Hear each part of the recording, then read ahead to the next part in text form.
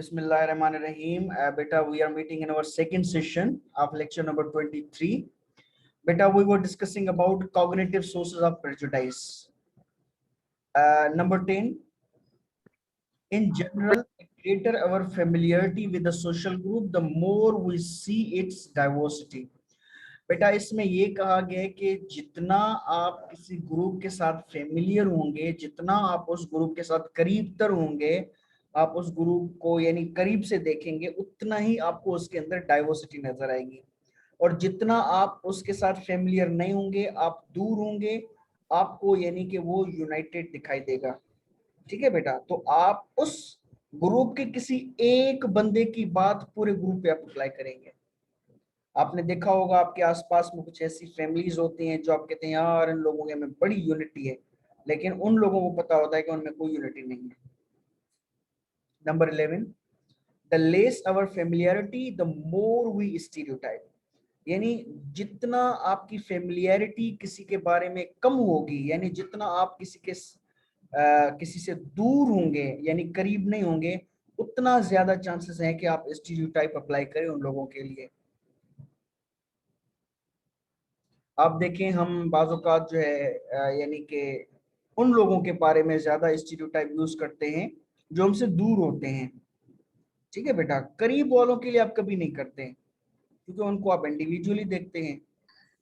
Number 12, perhaps you have noticed, यानी आपने देखा होगा अपने आसपास, they the members of any racial group other than your own even look alike. यानी कि आप देखेंगे कि आपकी अपनी कम्युनिटी के अलावा उसको छोड़कर बाहर की जितनी भी कम्युनिटीज हैं आपको एक तरह दिखाई देंगी। पठान एक तरह दिखाई देंगे अगर आप सिंधी हैं, पंजाबी एक तरह दिखाई देंगे, बलोच एक जैसे दिखाई देंगे। हमारी नजर में तो वो एक तरह के होते हैं, लेकिन वो लोग जानते हैं कि उनके अंदर भी बहुत सारी डिविजन्स हैं। ठीक है बेटा, तो इस पूरी स्लाइड में हमने क्या सीखा, जितना आप किसी ग्रुप के नियर होते हैं, करीब होते हैं, उतना आप कम इस्तेमाल करेंगे स्टीरियोटाइप। लेकिन जितना आप किसी ग्रुप से दूर होंगे, अनफेमिलियर होंगे, आप उसके बारे में नहीं जानेंगे, उतना ज्यादा चांसेस होगा कि आप उसके बारे में स्टीरियोटाइप यूज करेंगे। Sorry, distinctiveness. अच्छा बेटा, डिस्टिंक्टिवनेस क्या होता है? डिस्टिंक्टिवनेस यानी अलग थलग महसूस होना। आप कहते हैं ना फला बंदा थोड़ा मुझे दूसरों से अलग महसूस होता है, इसको हम कहते हैं distinctiveness. Perceiving people who stand out, यानी कुछ लोग ऐसे होते हैं जो स्टैंड आउट यानी दूसरों से बिल्कुल मुख्तलिफ होते हैं, उनको आप कैसे परसीव करते हैं? फॉर एग्जाम्पल आप देखते हैं कि आपके आसपास में कोई फैमिली है, सारे जो है यानी घर वाले, कोई नशा करता है, कोई मवाली है, कोई डाके डालता है, लेकिन उनके दरमियान एक बंदा उनका भाई होता है जो बड़ा नेक नमाजी, बड़ा तहज्जुद गुजार होता है। आप कहते हैं यार ये बंदा तो इसका तो इस घराने से कोई ताल्लुक ही नहीं है। ठीक है बेटा, और कहीं पे आप देखते हैं कि कोई पूरा घराना माशाल्लाह बहुत अच्छा होता है, उनका एक लड़का ऐसा होता है कि वो खराब निकलता है, वो मवाली बन जाता है। आप कहते हैं भाई ये तो उस घराने का लगता ही नहीं है। तो इसको हम कहते हैं distinctiveness. Number 1, distinctive people and vivid or extreme occurrences often capture attention and distort judgments। यानी कभी कभी इस तरह के केसेस भी आ जाते हैं, तो क्या हो जाता है फिर आपकी जजमेंट डिस्टॉर्ट हो जाती है, जजमेंट खराब हो जाती है आपकी। Number 2, have you ever found yourself in a situation where you were the only person of your gender, race और नेशनैलिटी। यानी कभी कभी ऐसा भी होता है कि आप किसी ऐसे माहौल में अपने आप को पाते हैं जहां पे आप तन्हाई होते हैं। मिसाल के तौर पर अगर आप लड़के हैं तो आप ऐसे क्लास में अपने आप को महसूस करें जहाँ पे सारी लड़कियां हों, सिर्फ आप अकेले ही लड़के हों, या आप किसी ऐसी जगह पे हों जहाँ पे सारे अलग हों लेकिन आप अकेले पाकिस्तानी हों। ठीक है बेटा, ऐसी सिचुएशन भी होती है। नंबर 3, इफ सो, अगर ऐसी कोई सिचुएशन होगी, your difference from the others probably made you more noticeable and the object of more attention। यानी ऐसी कंडीशन में क्या होता है कि वो बंदा ज्यादा नोटिस किया जाता है। मिसाल के तौर पर हमारे गांव में कोई चाइना का कोई बंदा आ जाए, चाइनीज आ जाए, कोई लड़की कोई लड़का, सारे गांव वाले घर से निकल कर बाहर आकर उसको देखेंगे, कैसे बोलता है, कैसे चलता है। ठीक है बेटा, तो इट मीन्स वो बंदा सबसे अलग थलग है, स्टैंड आउट है उस सिचुएशन में, तो उसको नोटिस भी ज्यादा किया जाएगा। Number 4, a black in an otherwise white group, यानी एक पूरा ग्रुप व्हाइट है लेकिन उस पूरे ग्रुप के अंदर एक बंदा जो कि ब्लैक है, उसको ज्यादा नोटिस किया जाएगा। A man in an otherwise female group, यानी सारी लड़कियां हैं और एक उनके दरमियान में लड़का घूम रहा है, वो ज्यादा नोट किया जाएगा। और a women in an otherwise male group, यानी कोई औरत है वो पूरा ग्रुप मर्दों का हो, इसमें सिर्फ एक ही खातून हो, तो वो कैसा फील करेगी? सीम्स मोर प्रोमिनेंट, यानी वो ज्यादा नजर आना लगेगी, यानी वो ज्यादा जाहिर होगी, ज्यादा कॉन्शियस होगी अपनी आइडेंटिटी के बारे में। एंड इन्फ्लुएंशियल, और असर रखने वाली। And to have exaggerated good and bad qualities, और उसके बारे में एग्जेजरेशंस भी किए जाएंगे। एग्जेजरेशन यानी बढ़ा चढ़ाकर पेश करना। बेटा बढ़ा चढ़ाकर पेश अच्छी बातों को भी किया जाता है, तो बुरी बातों को भी बढ़ा चढ़ाकर पेश किया जाता है। इट मीन्स कि जो बंदा अलग थलग होता है, जो बंदा दूसरों से मुख्तलिफ होता है, उसके बारे में एग्जेजरेशंस की जाती हैं, अच्छे होने की भी और बुरे होने की भी। Number 5, when someone in a group is made conspicuous, we tend to see that person is causing whatever happens। यानी कि बेटा अगर किसी बंदे को कॉन्स्पिक्यूअस यानी कि उसको ऐसा किया जाए कि उसकी यानी शनाख्त सबसे ज्यादा अलग थलग हो जाए। ठीक है बेटा, फॉर एग्जांपल लड़के बैठे हैं, अब सारे लड़कों में एक लड़का ऐसा है जो कि बालियां पहन के बैठा है, जिसके बाल बहुत बड़े हैं, वो भी है लड़का लेकिन वो सबसे अलग थलग है। ठीक है बेटा, तो आप उसको ज्यादा नोट करेंगे बिनिस्बत दूसरे लड़कों के। अच्छा, number 6, people also take note of those who violate expectations. अच्छा बेटा, और किनको जो है वायलेट किया जाता है, यानी उन लोग, अच्छा किनको नोट किया जाता है बेटा, वो उन लोगों को भी नोट ज्यादा किया जाता है, तवज्जो ज्यादा दी जाती है जो कि एक्सपेक्टेशंस को वायलेट करें। अच्छा, एक्सपेक्टेशंस को वायलेट कैसे किया जाता है?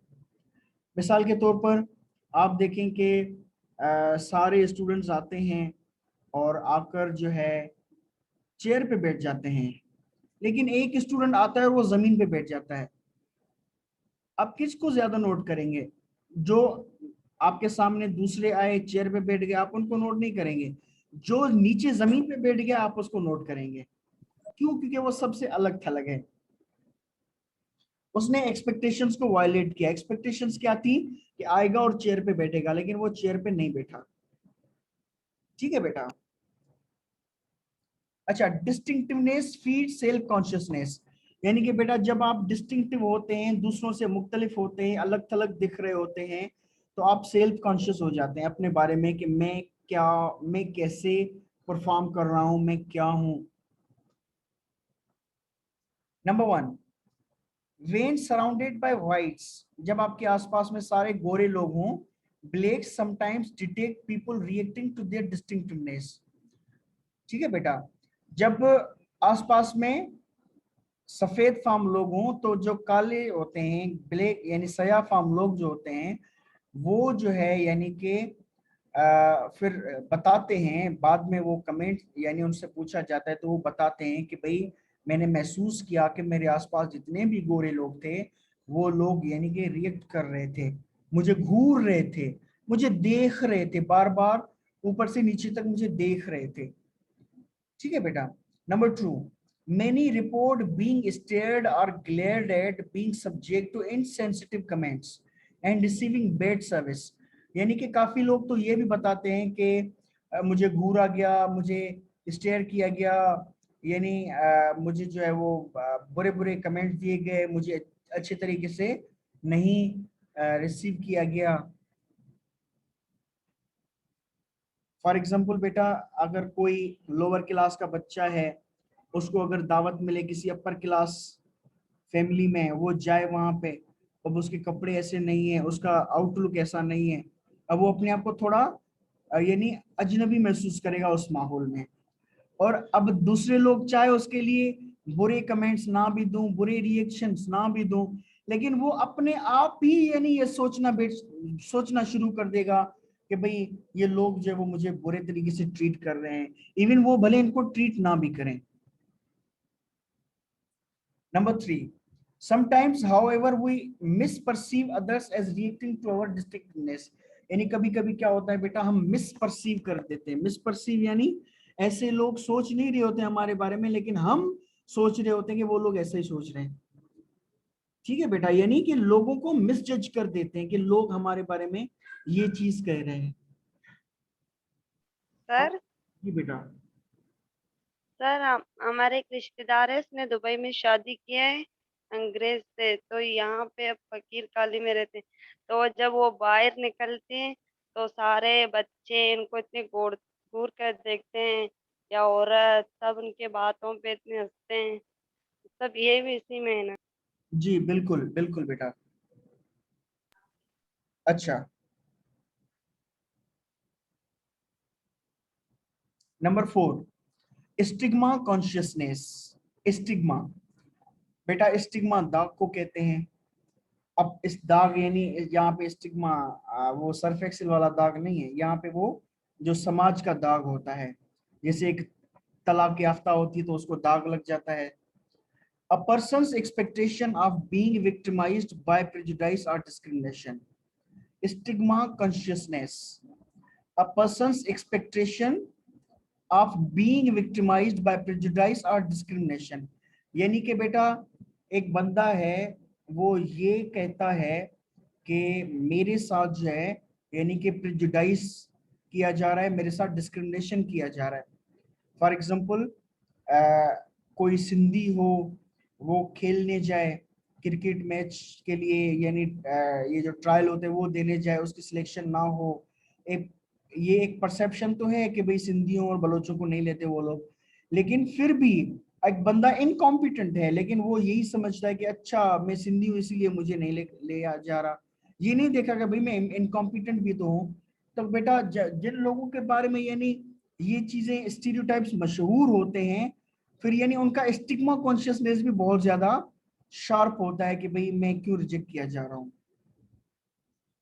Number 5, people very in stigma conscious. अब देखिए बेटा, जैसे कि हमने कहा कि आपने भी कहा कि भाई जो है दूसरी यूनिवर्सिटियों वालों को प्रिफर करते हैं, हमारी यूनिवर्सिटी वालों को प्रिफर नहीं करेंगे, लियारी वालों के बारे में एक जो है वो बुरा इमेज होता है। अब देखिए बेटा, वाकई भी होता है इमेज, लेकिन अब ऐसा नहीं है कि 100% हम सारे के सारे कॉम्पिटेंट हों। अब हम में से कोई इनकॉम्पिटेंट भी हो सकता है, ठीक है बेटा, डल भी हो सकता है पढ़ाई में, लेकिन वो कहे कि भाई मेरे साथ बुरा बर्ताव किया जा रहा है। अब ये क्या होगा, ये स्टिग्मा कॉन्शियसनेस हो जाएगी। भाई अब आप तो इस काबिल नहीं है, आप तो कम्पीट नहीं कर सकते, आप में तो टैलेंट नहीं है, आप नहीं लगा सकते इल्जाम। लेकिन फिर इस ब्लेम का वो ऐसे लोग भी फायदा उठा लेते हैं। काफी लोग होते हैं ना बेटा, इवन मैंने देखे हमारे सिंधी भाई होते हैं, हमारी अपनी कम्युनिटी के लोग, यानी कि उनमें होते ही नहीं है, वो इतने होशियार नहीं होते, इंटेलिजेंट नहीं होते। वो जब फेल हो चुके होते तो वो कहते हैं अच्छा मैं सिंधी था ना इसीलिए मुझे जो है वफाकी हुकूमत के लोगों ने मुझे नहीं लिया, फेडरल डिपार्टमेंट में मेरी टेस्ट थी, इस्लामाबाद में मेरा इंटरव्यू था, मैं सिंधी था इसीलिए मुझे नहीं लिया। भाई ऐसा नहीं है, हो सकता है कि आपसे ज्यादा इंटेलिजेंट उन लोगों को मिले हों वहां पे। ठीक है बेटा, तो ये यहाँ पे होता है stigma consciousness. Number 5, people vary in stigma consciousness in how much they expect others to stereotype them। यानी कि किस डिग्री हर बंदा, यानी हर बंदे की अलग अलग एक्सपेक्टेशंस होती हैं। For example I am also Sindhi, मैं कहूंगा कि भाई ये जो है स्टीरियोटाइप सिंधियों के बारे में ये कम है, ऐसा नहीं है कि वो टैलेंटेड लोगों को भी छोड़ दें, ऐसा नहीं हो सकता। ठीक है बेटा, इट मीन्स मैं कम सतह पर प्रेजुडाइज को फील करता हूँ, लेकिन दूसरे लोगों के वो ज्यादा सतह पर कहेंगे नहीं भाई प्रेजुडाइज बहुत ज्यादा है, डिस्क्रिमिनेशन बहुत ज्यादा है। तो डिग्री जो है वो हर किसी की वेरी करती होगी। कोई कहेगा भाई 90% डिस्क्रिमिनेशन है, प्रेजुडाइस है, कोई कहेगा 50% है, कोई कहेगा 10% है। ठीक है बेटा, तो लोग जो है वो वेरी करेंगे। Group serving bias, group serving bias number 1, attribution errors bias people's explanations of group members behavior। attribution error, बेटा attribution error हम पढ़कर आए हैं। हम क्या करते हैं कि चीजों को अट्रीब्यूट करने में एरर कर जाते हैं। मिसाल के तौर पर मैं फेल हुआ हूं एक इम्तिहान में, अब मैं क्या करता हूं, मैं ये नहीं देखता कि भाई मेरी कमी थी, मेरी टेस्ट की तैयारी नहीं थी, बल्कि मैं डायरेक्टली इल्जाम लगा देता हूं, अच्छा हम सिंधी लोग हैं ना इसीलिए हमारे साथ वो लोग तासुब बरतते हैं। तो ये एट्रीब्यूशन एरर हो गया कि भाई कसूर एक चीज का है लेकिन आप कसूर दूसरी चीज पे डाल रहे हैं। तो attribution error bias people's explanations of group members behaviours, यानी इससे क्या होता है, लोग बायस हो जाते हैं। बायस यानी लोग फिर हर चीज को उस खाते में डाल देते हैं। अब आप देखते हैं ना कि भाई आजकल एस्टेब्लिशमेंट एजेंसियां, भाई ये सारा कुछ एजेंसियां करा रही हैं। एक हमारे यहाँ जुलूस था हमारे शहर में, तो एक कौम परस्त लीडर था, वो कह रहा था कि भाई ये जो हमारे यहाँ तालीम है ना, तालीम का बेड़ा गर्क है, ये सारी पंजाब वालों की साजिश है। बेटा 1 मिनट अजान चाहिए।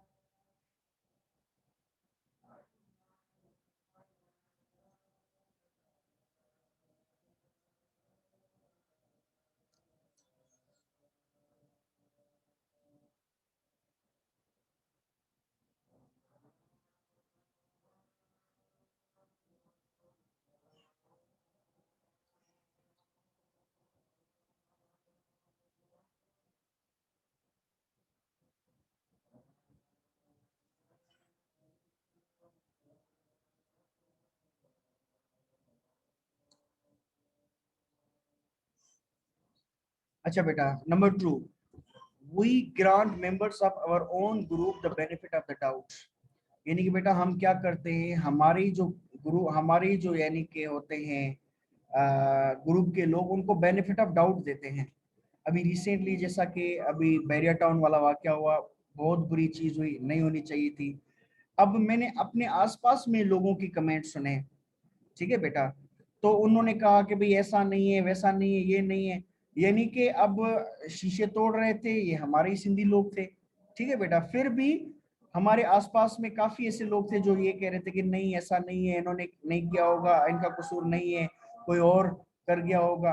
ठीक है बेटा, यानी हम क्या कर रहे थे, हम बीइंग अ सिंधी हम उनको कवर कर रहे थे। ठीक है बेटा, गलत काम जो भी करे वो यानी उसको उसको इस तरह से नहीं करना चाहिए, ये गलत है। तो व्हाट वी डू, हम हमेशा जो अपने होते हैं, अपने ग्रुप के होते हैं, उनको कवर करते हैं, उनको बेनिफिट ऑफ डाउट देते हैं। बेनिफिट ऑफ डाउट यानी हम हमेशा ये कहते हैं नहीं हमारे नहीं, ऐसा नहीं हुआ होगा, इसने नहीं किया होगा, कोई और होगा, ये होता है benefit of doubt. She donated because she has a good heart, he refused because he is using every penny to help support his mother. यानी कि बेटा फॉर एग्जांपल कोई लड़की है हमारे ग्रुप की, हम कहते हैं उसने डोनेट किया है क्योंकि उसकी अच्छी अच्छी दिल की मालिक है, इसलिए उसने सपोर्ट डोनेट किया है।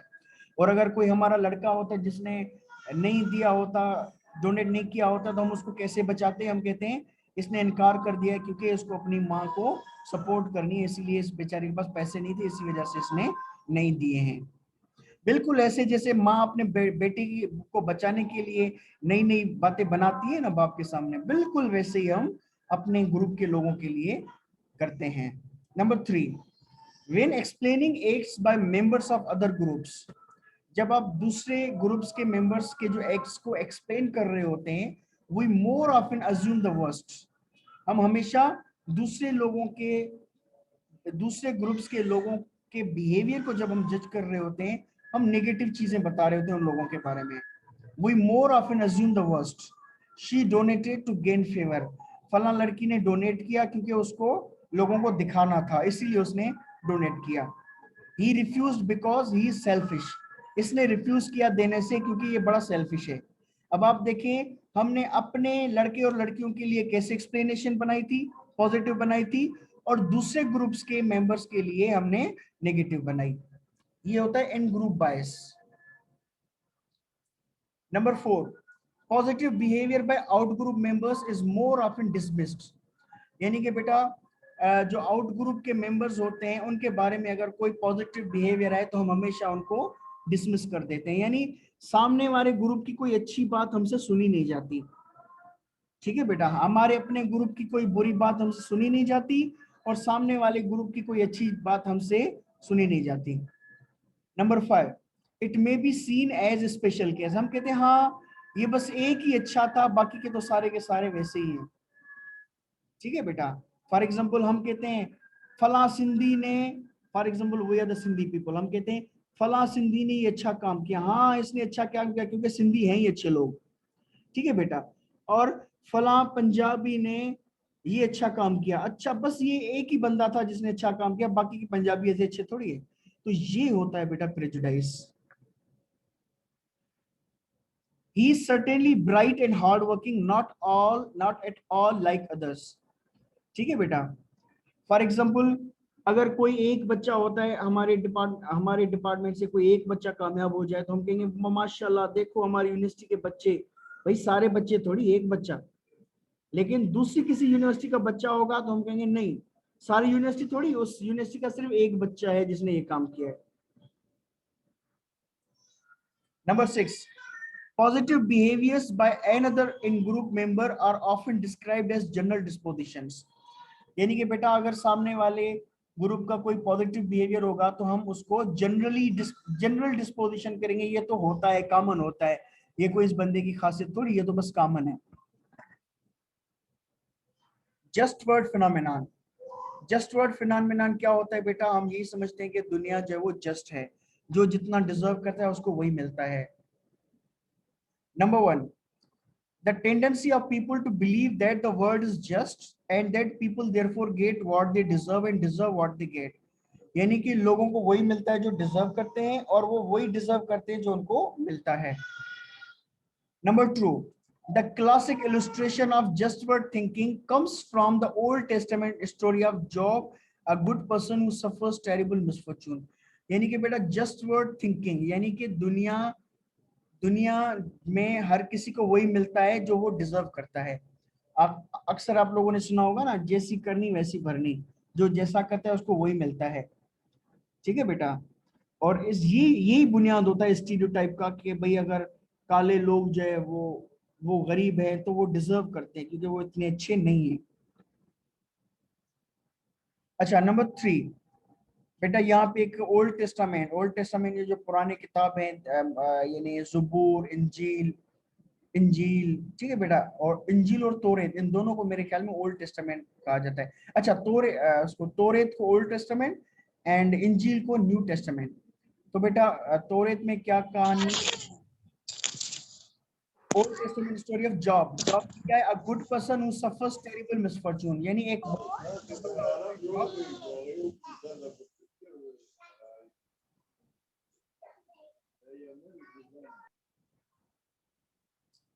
अच्छा जॉब एक अच्छा बंदा होता है जो कि एक मिसफॉर्चून उसको मिलती है, यानी बड़ी बदकिस्मती से वो बंदा गुजरता है। Number 3, Job's friends surmise that this being a just word, Job must have done something wicked to elicit such terrible suffering. यानी कि जब वो बहुत ही अच्छा बंदा होता है लेकिन उसकी किस्मत थोड़ी खराब होती है, उसके साथ कुछ गलत हो जाता है, तो उसके दोस्त यही समझते हैं कि इसने जरूर कोई ना कोई गलत काम किया होगा जिस वजह से उसको ये तकलीफ देखनी पड़ रही है। ठीक है बेटा, तो लोग हमेशा तवज्जुहात निकालते हैं कि फलां बंदों के साथ ये काम हो रहा है, ये हो रहा है, जरूर उन्होंने कोई ना कोई गलती की होगी। ठीक है बेटा, तो ये होता है जस्ट वर्ड फिनोमेनन, यानी दुनिया में किसी के साथ नाइंसाफी नहीं होती, जो सफर कर रहा है उसने जरूर कुछ गलत किया होगा।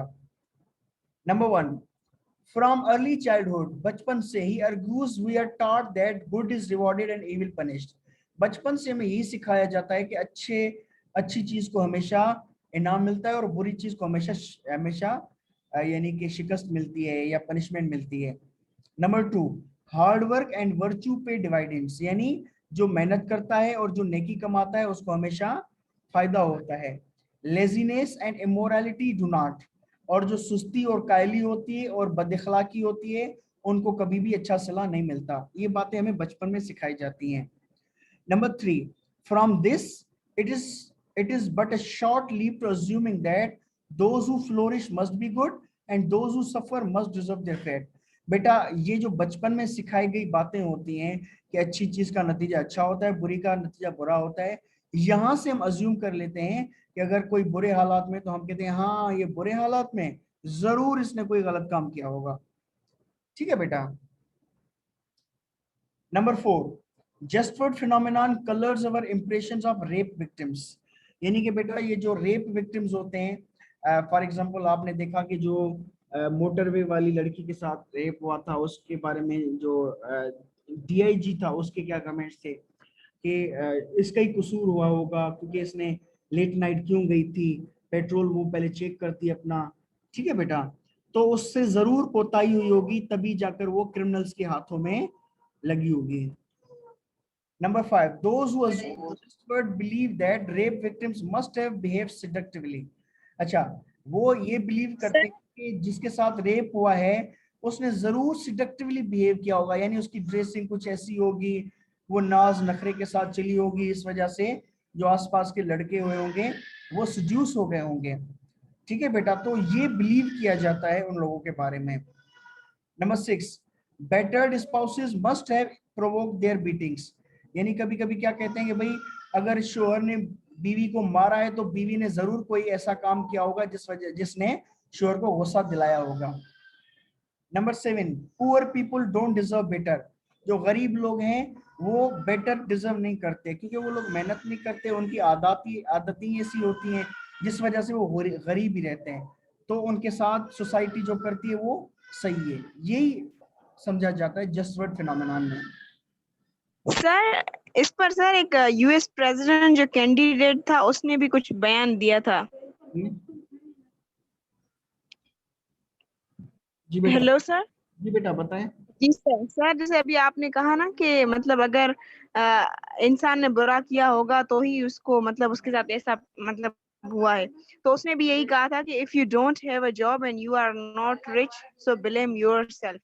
मतलब अथॉरिटीज में जो बेईमानी होती है उसने उस पर नजर मतलब नहीं दी। उसने कहा कि अगर कुछ भी आपके साथ गलत होता है, जॉब नहीं मिलती, वेदर यू आर एजुकेटेड, तो फिर ये आपका अपना नुकसान है।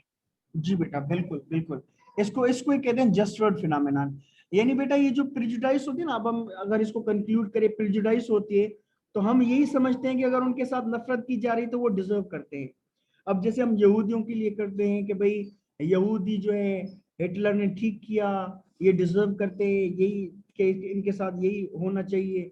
ठीक है बेटा, तो जस्ट वर्ड फिनोमेनन के लोगों के साथ जैसा हो रहा है वो डिजर्व ही ऐसा करते हैं। जैसे अमेरिका में काले लोगों के साथ तासुब बरता जाता है ना, तो जो गोरे लोग हैं वो कहते हैं कि भाई काले लोग जो है ना वो यानी लाइक ही इस चीज के, इसीलिए हम इसको इनको ये चीज कर रहे हैं। बेटा बादोकात हमारे यहाँ ऑपरेशन होते हैं ना मुख्तलिफ, यानी लोगों के खिलाफ ऑपरेशन होते हैं, तो जो मिलिट्री के लोग होते हैं वो कहते हैं ये लोग समझते ही ये जुबान है इसीलिए हम इनको मार रहे हैं। ठीक है बेटा, तो ये नहीं होता है प्रेजुडाइज में। जैसे इंडिया में कश्मीर में लोग कर रहे हैं, मिलिट्री कर रही है इंडिया में, तो वो कहते हैं कि भाई हम कश्मीरियों को मार रहे हैं क्योंकि वो ऐसी हरकतें करते हैं, वो हकदार ही इस ट्रीटमेंट के हैं। ठीक है बेटा, तो प्रेजुडाइज की बुनियाद ही इन चीजों से निकलती है। Number 8, sick people are responsible for their illness. अभी जैसे कोरोना अगर किसी को लग गई तो हम कहते हैं कि भाई यही जिम्मेदार है, इसने लोगों के साथ हाथ क्यों मिलाया, लोगों के दरमियान में क्यों बैठा, यही जिम्मेदार है। अगर इसको कोरोना लग गई है तो यानी इसने इसकी अपने जो हरकतें थी, एक्टिविटीज थी, ये डिजर्व करती थी कि इसको कोरोना लग जाए। Number 9, such beliefs enable successful people to reassure themselves that they too deserve what they have। यानी कि इस तरह के ख्यालात, इस तरह के बिलीफ से ये जो अमीर तरीन लोग हैं वो अपने आप को ये अश्योर कर रहे होते हैं, अपने आप को बता रहे होते हैं अगर हमारे पास पैसा है, हम कामयाब है तो हम डिजर्व करते हैं, हमारे पास होना चाहिए। नंबर 10, जज लूजर्स एज लेस कॉम्पिटेंट। और जो लूजर्स होते हैं, हारने वाले होते हैं, उनको लेस कॉम्पिटेंट जज किया जा रहा होता है कि वो जो यानी इतना जानते नहीं, इतने इंटेलिजेंट नहीं, इसलिए वो लोग लूज कर जाते हैं। जी बेटा, तो जस्ट वर्ड फिनोमेनन एक चीज पाई जाती है जिसमें हम ये समझते हैं कि लोगों को जो कुछ मिलता है वो वही डिजर्व करते हैं। ये चीज भी यानी बहुत बड़ा रोल प्ले करती है प्रेजुडाइज में। In just word we believe that whatever we are treating the people, even we are treating them yani with bad way, but we think that they deserve this treatment। बाज़ औक़ात आपने देखा होगा अक्सर लोग जो कौम परस्त लोग होते हैं वो दूसरी कौमों के साथ नफरत करते हैं, तो जब कभी उनके साथ गलत हुआ होता है तो वो लोग खुशी होते हैं, हाँ इनके साथ अच्छा हुआ, ये लोग जो ऐसी ट्रीटमेंट ही डिजर्व करते हैं। ठीक है बेटा, तो अपनी प्रेजुडाइज की सपोर्ट में वो क्या पेश करते हैं, जस्ट वर्ड फिनोमेनन प्रेजेंट करते हैं कि जो कुछ हो रहा है सही हो रहा है। जी बेटा, ये था मेरी तरफ से। अब अगर आपके पास कोई सवाल हो, कोई बात ऐड करना चाहते तो आप कर सकते हैं। या फिर सर जैसे यहाँ पे बाइक्स वगैरह लोग बहुत बहुत सॉरी, जैसे लोग बहुत गलत तरीके से चला रहे होते हैं, अगर उनका एक्सीडेंट हो जाए तो लोग कहते हैं इसके साथ अच्छा हुआ। जी बिल्कुल बिल्कुल बिल्कुल, यही जस्ट वर्ड फिनोमेनन है। जी ठीक है बेटा, अगर कोई सवाल ना हो तो हम सेशन को एंड सर मेरा एक सवाल है सर। सर सवाल ये है कि कई दफा ऐसा भी होता है ना कि किसी के साथ बुरा हो जाए तो हम कहते हैं इसके साथ तो ये नहीं होना चाहिए था, तो इसके बारे में आपकी क्या राय है? जी बेटा, कभी कभी क्या होता है कि देखिए जो हमारा अपना होता है ना, मैंने कहा ना अपना, हमारा अपना जो हमारे अपने ग्रुप के साथ होता है, हमारा अपना होता है, जिसके साथ हमारी हमदर्दियां होती हैं, हम उसी के बारे में ही कहते हैं। आ रही बात समझ में? अब फॉर एग्जाम्पल नरेंद्र मोदी है, इंडिया का प्राइम मिनिस्टर, अगर वो किसी यानी कि उसके साथ कुछ हो जाए जैसे दूसरे प्राइम मिनिस्टर्स के साथ होता है, हवाई जहाज क्रैश हो जाता है, या तो हम तो आम जो लोग हैं वो तो यही कहेंगे ना, भाई इसको कश्मीरियों की बददुआएं लग गई, अच्छा हुआ। आ रही बात समझ में? क्योंकि वो हमारे ग्रुप का नहीं है तो हम उसके लिए यही कहेंगे भाई अच्छा ही हुआ, उसके साथ जो कुछ हुआ अच्छा ही हुआ। अब अगर कोई हमारे अपने ग्रुप का है, हमारी हमदर्दियां हैं उसके साथ, तब हम कहते हैं यार ये नहीं होना चाहिए था। फॉर एग्जांपल हमारे जो टीचर थे वो उनका एक्सीडेंट हो गया था, सर माशूक साहब का, तो अब वो तो हमारे कलीग थे, हमारे फ्रेंड थे, माशाल्लाह 3 बच्चे थे उसकी अपनी बीवी का इंतकाल हो गया था 2.5 माह पहले, और ठीक 70 दिनों के बाद इनकी भी डेथ हो गई। तो सारे लोग यानी अफसरदार थे कि भाई इसके साथ ऐसा नहीं होना चाहिए था, इसको नहीं मरना चाहिए था। अब क्यों? क्योंकि ये हमारे अपने थे, हमारे दोस्त थे, हमारे कलीग थे। आ रही बात समझ में? Yes sir. Anyone else? Sir question है सर। हेलो जी बेटा। सर आपने ऊपर ग्रुपिंग के बारे में पढ़ाया था, तो सर उसके बारे में मेरा क्वेश्चन ये है कि सर तो जो हमारे डिफरेंट माइंड वाले जो लोग होते हैं ना सर उनको हम मुनाफिक क्यों समझते हैं? उनको हम मुनाफिक सर। असल में बेटा देखिए, ये भी हमारे पास एक तो बनी बनाई क्या कहते हैं कि हैं जजमेंट्स लोगों के बारे में।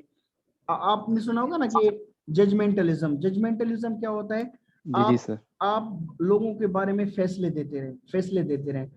हमारी एक बहुत ही यानी आप इसको मैं तो कहता हूँ कि ये हमारा चीप माइंडेडनेस होती है कि अगर कोई बंदा हमारे लिए फेवर ना दे हमारी सपोर्ट ना करे, हम उसको मुनाफिक। फॉर एग्जांपल आपका एक कोई क्लास फेलो है, ठीक है बेटा, वो आपको चीटिंग ना करवाए सर। एग्जाम में चीटिंग ना करवाए, तो आप क्या करेंगे? आप खुद को बताएंगे, आप अपने दोस्तों को बताएंगे, यार ये फला बंदा बड़ा मुनाफिक है, बाहर बड़ी अच्छे दोस्तियों के दम भरता रहता है और वक्त आने पर इसे मेरी मदद ही नहीं की, बड़ा मुनाफिक है। यानी उसने गलत काम में आपका साथ नहीं दिया तो आप वो मुनाफिक बन गया। तो एक्चुअली मुनाफिक एक होती है ऑब्जेक्टिव डेफिनेशन, एक होती है सब्जेक्टिव डेफिनेशन है। ये आपकी सब्जेक्टिव डेफिनेशन है। अब जिस बंदे को आप मुनाफिक समझ रहे, जरूरी नहीं है कि वो मुनाफिक हो। बात समझ में आ रही है? लेकिन ये हमारी चीप जी माइंडेडनेस सर, ओके होती है ओके, कि थैंक यू। हम हर उस बंदे को मुनाफिक समझते हैं जो हम हमारे साथ कॉपरेट ना करे। Excuse me sir. जी बेटा। सर आजकल हमारा मुआशरा ये है कि फॉर एग्जांपल के यहाँ पर 3-4 ग्रुप्स का 3-4 जो है बंदों का एक ग्रुप है जो कि चारों आपस में फ्रेंड हैं। तो कोई उनमें से एक तीनों की गलतियां या खामियां उनको बताता है कि भाई ये तू गलत कर रहा है, या फिर जो है ये तुम्हारे अंदर खामियां हैं, इनको सुधार दे। तो इन चीजों से वो बंदा जो है उनकी नजरों में भी मुनाफिकत का दर्जा पा लेता है। जी बेटा, असल में सबसे बड़ा मसला ये है कि एक एक दूसरे की हम इस्लाह नहीं करते। आपने सुना ना, वल अस्र इन्नल इंसान लफी खुस्र इल्ला लजीना आमनू व अमिलुस सालिहात व तवासौ बिल हक़्क़ि व तवासौ बिस सब्र। आखिर में यानी वो है कि वो सारे सारे लोग यानी खसारे में, लेकिन वो लोग जो एक दूसरे को यानी हक की तलकीन करते हैं। तो बेटा हक की तलकीन क्या है? यही है कि फॉर एग्जाम्पल आप में कोई खामी है तो मैं आपको बताऊं, मुझ में कोई खामी है तो आप मुझे बताएं। लेकिन आज मसला क्या है? आज ना आप में जुर्रत है कि आप मुझे कह सकें, ना मुझ में जरूरत है कि मैं आपको कह सकूं। आप क्यों नहीं कह सकते? क्योंकि मैं अगर आप कहते तो मैं आपको उड़ा के रख देता हूं। तुम्हारी हिम्मत कैसे हुई, तुम्हारी जरूरत कैसे हुई मुझे कहने की?